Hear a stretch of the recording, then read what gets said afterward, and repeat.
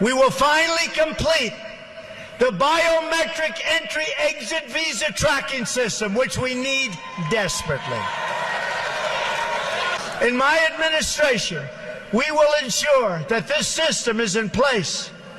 And I will tell you, it will be on land, it will be on sea, it will be in air. We will have a proper tracking system.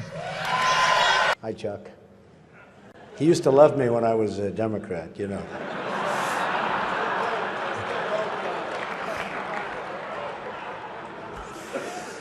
Mr. President, do you still love WikiLeaks? I know nothing about WikiLeaks. It's not my thing. And I know there is something having to do with Julian Assange. I've been seeing what's happened with Assange, and that will be a determination, I would imagine, mostly by the Attorney General, who's doing an excellent job. So he'll be making a determination. I know nothing really about him. It's not my deal in life. We've learned so much from WikiLeaks. For example, Hillary believes that it's vital to deceive the people by having one public policy and a totally different policy in private. That's okay. I don't know who they're angry at, Hillary, you're right. For example, here she is tonight in public pretending not to hate Catholics.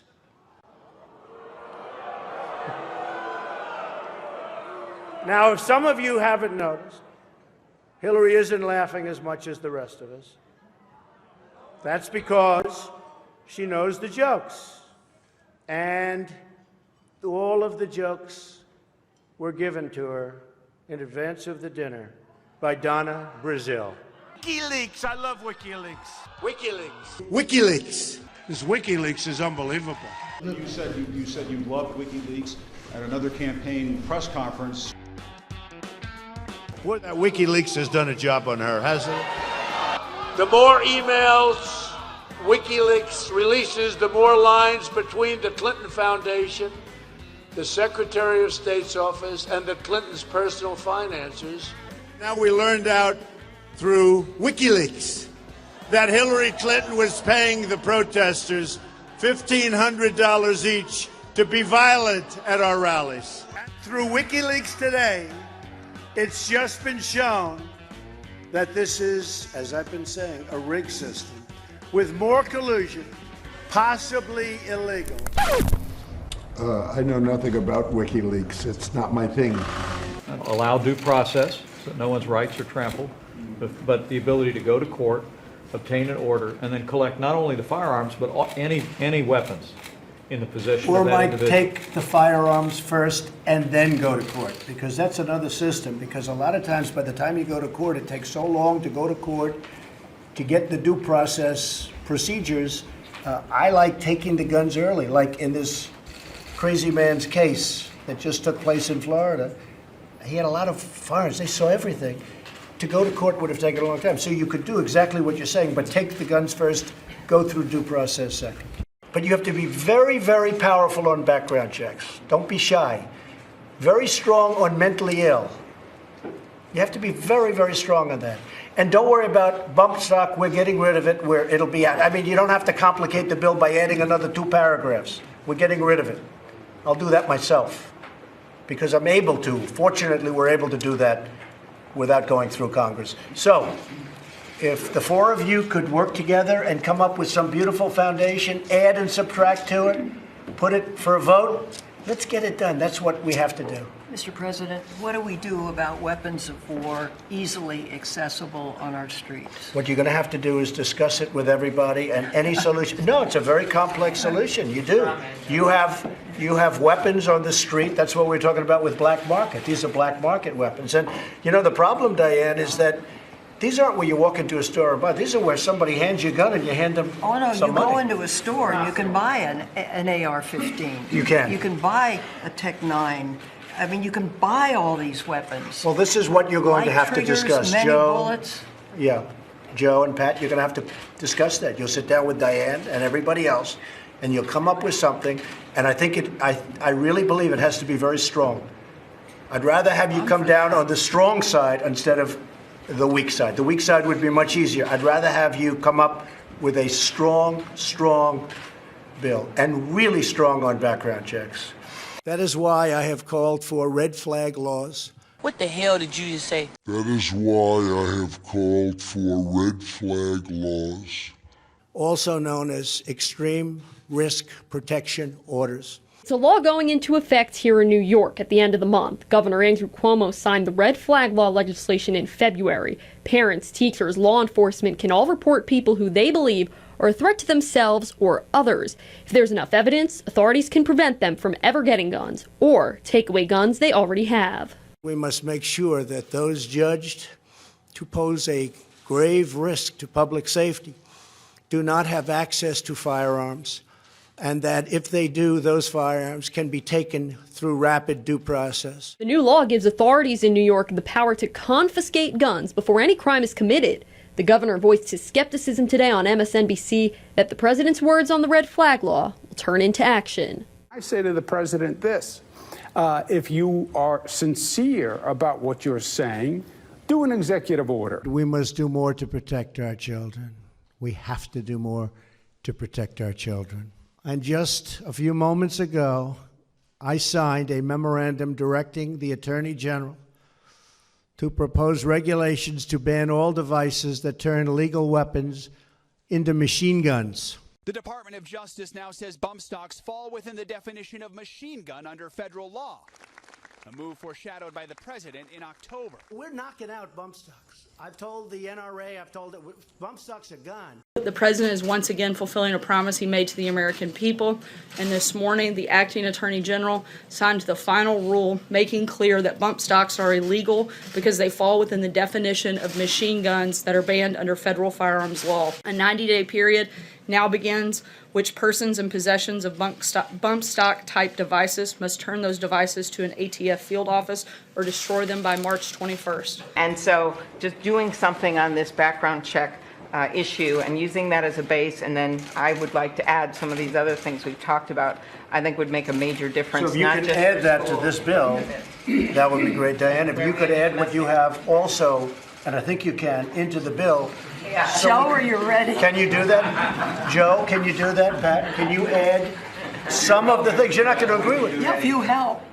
Well, no, I'll help, but can you add what Amy and what Diane have? Can we add them in? And I know you can add what John has. I would have put a warning on or something on just that particular vaccine, but I certainly would have paused it and gotten front page news all over the world, and then people don't want it, and it probably even affects the others, because, there's a big situation with a lot of people don't want to take the vaccine. Well, this played right into their hands.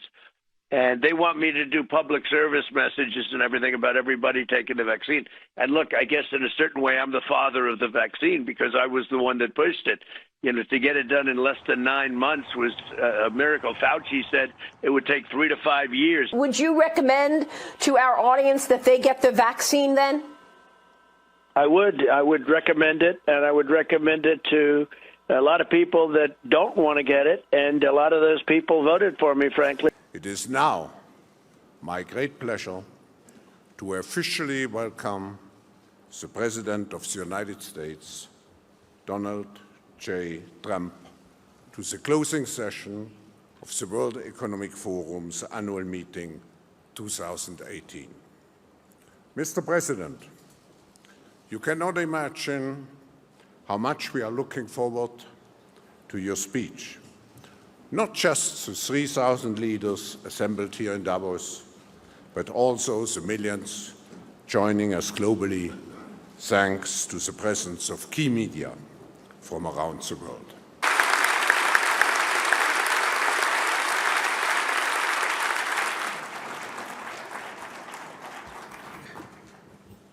Thank you, Klaus, very much. It's a privilege to be here at this forum where leaders in business, science, art, diplomacy, and world affairs have gathered for many, many years to discuss how we can advance prosperity, security, and peace. It shows you how unpainful that vaccine shot is, so everybody go get your shot.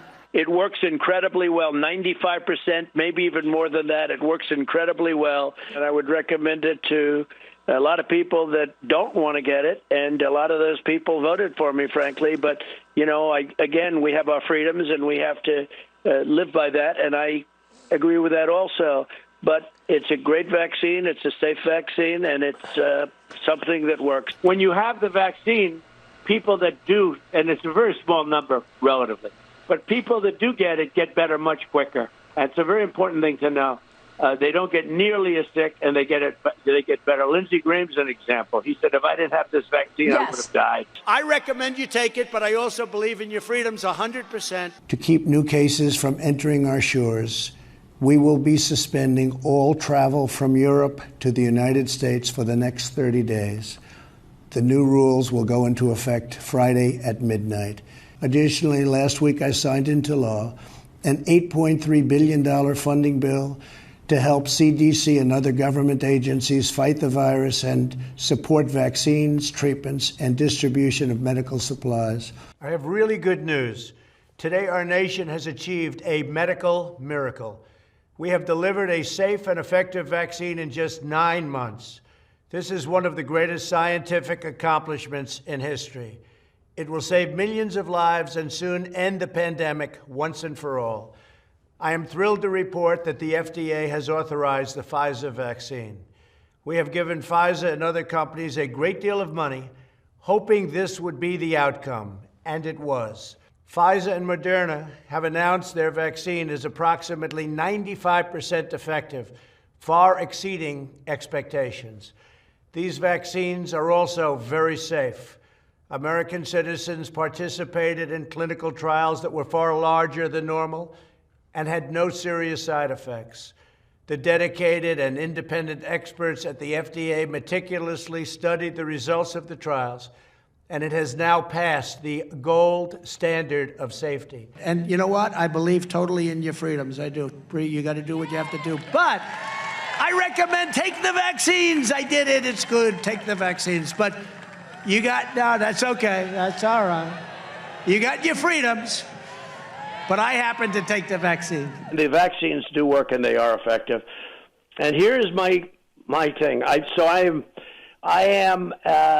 think I saved many. I don't think. I know. I saved millions and millions of lives throughout the world. We could have had another Spanish flu. We could have had, in 1917, close to 100 million people died, they say. But it was really bad. And now other countries are using our vaccines, and, tremendous. They're tremendously successful. As I've said from the beginning, a vaccine will vanquish the virus and return life back to normal. You're playing right into their hands when you sort of like, oh, the vaccine. If you don't want to take it, you shouldn't be forced to take it. No mandates, but take credit because we saved tens of millions of lives. Take credit. Don't let them take that away from you. Okay, so the president made news. Do you agree with that? Right? Both the president and I are vaxxed, and did you get the booster? Yes. I got it too. Okay, so Don't. Operation Warp Speed is the greatest medical manufacturing endeavor in American history. It's always a great honor to be in this office. And I'm here at a moment when the opportunity to build a constructive, peaceful world order is very great. Now, I'm going to sign this, and it's a great honor. $6.2 trillion. I've never signed anything with a T on it. I don't know if I can handle this one, Mitch. We can't chicken out at this point, can we? I don't think so, huh? All right, thank you all.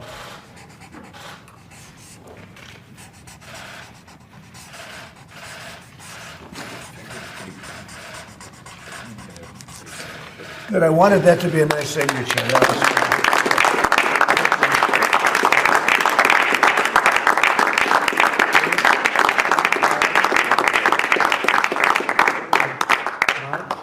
These events give not only the candidates a chance to be with each other in a very social setting, it also allows the candidates the opportunity to meet the other candidates' team. Good team.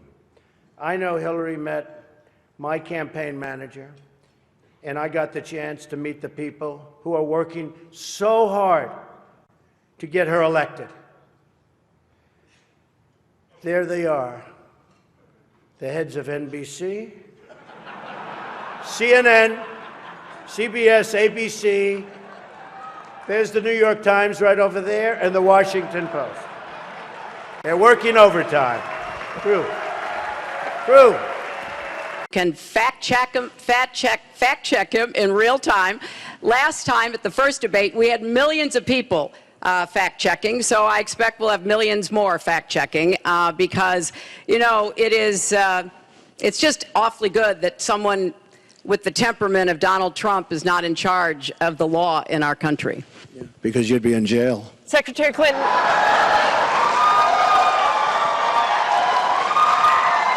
And even tonight, with all of the heated back and forth between my opponent and me at the debate last night, we have proven that we can actually be civil to each other.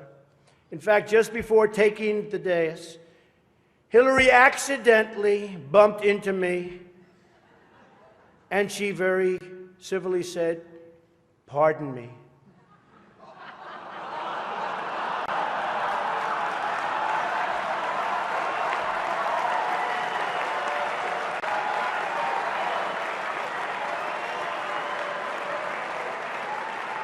And I very politely replied, "Let me talk to you about that after I get into office."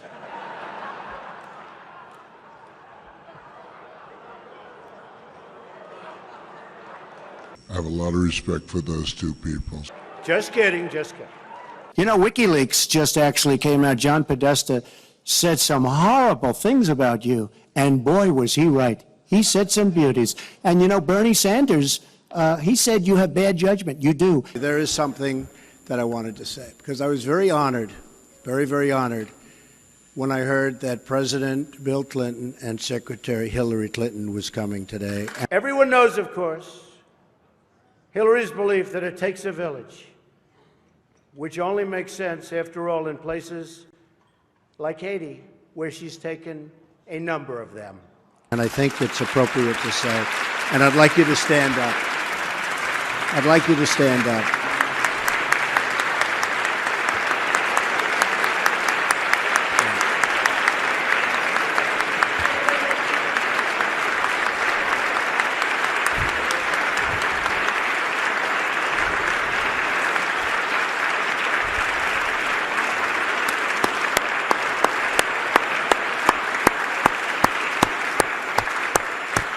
And honestly, there's nothing more I can say, because I have a lot of respect for those two people. Because you'd be in jail. I have a lot of respect for those two people. So thank you all for being here.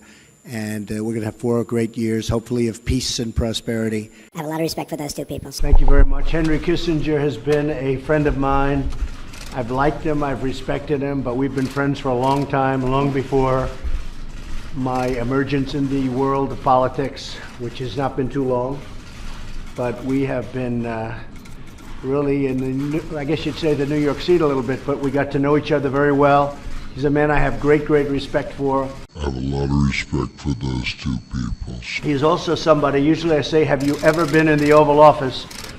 And with Henry Kissinger, I didn't bother asking that question, because he has been in this office many, many times. But it's an honor to have Dr. Kissinger with us. It's an honor to have Dr. Kissinger with us. And you do have experience. I'd say the one thing you have over me is experience, but it's bad experience, because what you've done has turned out badly. The problem is you talk, but you don't get anything done, Hillary. You don't. If you become president, this country is going to be in some mess, believe me. And then I watch Hillary Clinton. She started the foundation of that deal, and now she's proud of it. But she's only proud of it for one reason. You know why? Because Obama wants it. Anything Obama wants, she's going forward with. Because you know why? She doesn't want to go to jail. That's why, folks. That's why. Remember, Hillary Clinton used to hate Obama. She used to hate him. Bill Clinton hated him. Bill Clinton hated him. He called Bill Clinton a racist. Do you remember that? Bill Clinton hated him. And Hillary Clinton hated Obama. Now it's, yes, sir, Mr. President, sir. Yes, sir. What would you like? What would you like me to say here, sir? The only reason she's behaving like this, and the only reason she's been dragged so far left, believe me, is she doesn't want to go to jail over the emails, okay? Believe me, that's the only reason. One simple reason. I have read so much about the emails. Folks, honestly, she's guilty as hell. She's guilty as hell. And the fact that they even, and this is true, the fact that they even allow her to participate in this race is a disgrace to the United States. It's a disgrace to our nation. It's a disgrace. So we'll see. We'll see what happens. I don't know. I've always had great confidence in the FBI, I must tell you. I have great respect. I know some FBI folks. I've always had great confidence in them. I can't believe that they would let this go. When you look at General Petraeus, he got the equivalent of 2 years. He did nothing compared to her. You look at some of these other people, their lives have been destroyed. What she did is 20 times worse, what she did. And now her guys are taking the Fifth Amendment, the whole thing, it's a mess. And she keeps running like there's nothing, no problem. I'm telling you, there's a great system we have. We have a great country. We're going to make it a lot greater, by the way. But we love our country. Look, we love our country. And I don't believe our country can let her get away with this crime. I don't believe it. So we'll see. And you know what? If they do let her get away with it, it will be a big topic of conversation on the campaign trail. I can tell you that, folks. By the way, Hillary Clinton is missing 30,000 emails. They've been deleted. 30,000. 30,000 emails. And remember I said I was a counterpuncher? I am. After what she said about me today in her phony speech, that was a phony speech. That was a Donald Trump hit job. I will say this, Hillary Clinton has to go to jail, okay? She has to go to jail. Has to go. That was a phony hit job. She's guilty as hell. Hey, NBC News fans, thanks for checking out our YouTube channel. Subscribe by clicking on that button down here and click on any of the videos over here to watch the latest interviews, show highlights, and digital exclusives. Thanks for watching. Hillary is so corrupt. She got kicked off the Watergate Commission. How corrupt you have to be to get kicked off the Watergate Commission. Pretty corrupt. Hillary is and has been in politics since the 70s. What's her pitch? The economy is busted. The government's corrupt.